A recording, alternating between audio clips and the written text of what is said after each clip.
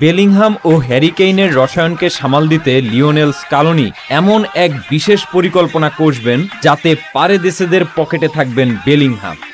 সাকা গর্ডনারদের গতি সামাল দিতেও প্রস্তুত এই মাস্টারমাইন্ড। চলুন ইংলিশ আক্রমণভাগকে আটকে দিতে স্কালোনির পরিকল্পনা কেমন হতে চলেছে সেই ব্যাখ্যায় আসা যাক।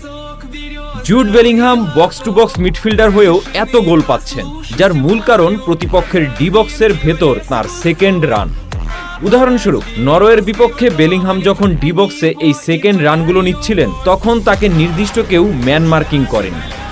তবে স্কালোনি এখানে ভুল করবেন না। আর্জেন্টিনা মিডফিল্ডে দুর্দান্ত ফর্মে থাকা লিয়ান্দ্রো পারেদেসকে তিনি বেলিংহামের কড়া মার্কিংয়ের দায়িত্বে রাখবেন। উইদাউট বল বেলিংহামের প্রতিটি মুভমেন্টের ওপর কড়া নজর রাখবেন বোকা জুনিয়র্স মিডফিল্ডার। অবশ্য আর্জেন্টিনার জন্য মূল মাথা ব্যথার কারণ হলো বেলিংহাম ও হ্যারি কেইনের রসায়ন। একজন মার্কিং জোনে পড়লে অপরজন তা দারুণভাবে কাভার করেন। অর্থাৎ বেলিংহাম যখনই পারেদেসের কড়া মার্কিংয়ে থাকবেন তখন হ্যারি কেইন কিছুটা নিচে নেমে এসে পারেদেসের কাজটা কঠিন করে দেবেন। ডিবক্সের বাইরে যখন হ্যারি কেইন ও বেলিংহাম একসঙ্গে পজিশন নেবেন তখন পারেদেস কার্যত কাকে মার্ক করবেন? একজন মার্কিং জোনে থাকলে অপরজন তো ফাঁকা জায়গা পেয়ে যাবেন।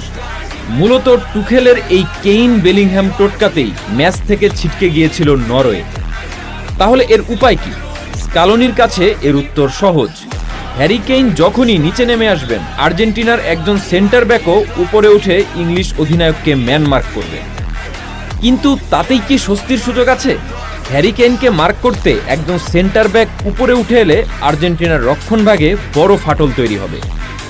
আর সেই সুযোগে বুকায়ো সাকা কিংবা অ্যান্থনি গর্ডনরা গতি দিয়ে উইং ধরে কাটব্যাক করে ডিবক্সে ঢুকে পড়লে ফাঁকা জায়গা পেয়ে যাবেন। এই জটিলতা এড়াতেই স্কালোনি আনবেন তার চেনা ট্যাকটিক্যাল পরিবর্তন।